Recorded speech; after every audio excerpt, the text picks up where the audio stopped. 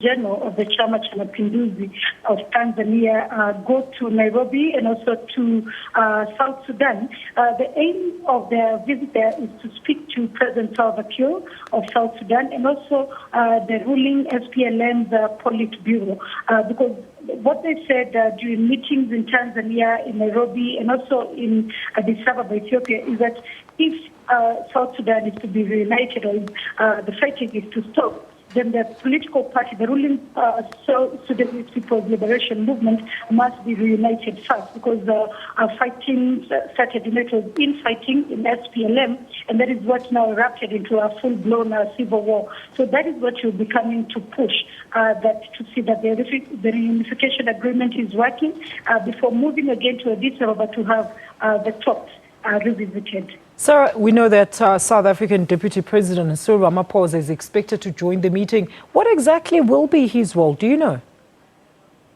Yes, he is the special envoy to President Jacob Zuma to South Sudan. And so he has a big role because South Africa, the guarantors of the peace agreement, the comprehensive peace agreement, the reunification of the Sudan People Liberation Movement together with Tanzania. So we'll have a role to see how far that agreement has been implemented and how well they can help strengthen the implementation of that reunification agreement. As you might know, the talks in Addis Ababa have stalled, and so we'll also be trying to give a boost to the beginning of those talks. Look, there were reports that the two parties in South Sudan have not agreed to this meeting. How far true are these reports, Sarah?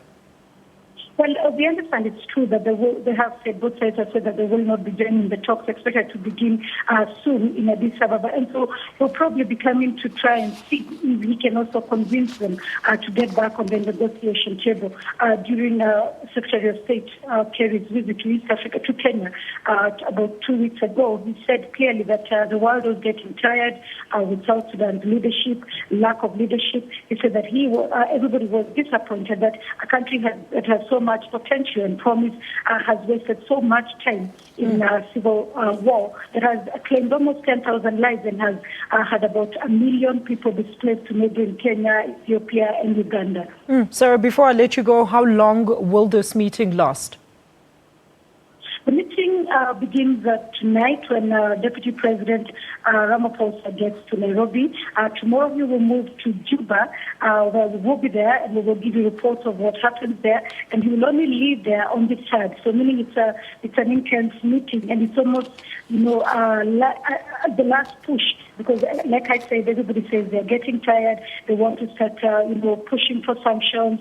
There's a possibility of them asking for accountability for crimes committed, atrocities committed. So it is the last push before the international community can actually now begin taking, decisive action against the leadership of SPLM and also against the leadership of the country and the leadership of the rebel movement. Thanks for that. That's our SABC East Africa correspondent, Sarah Kimani.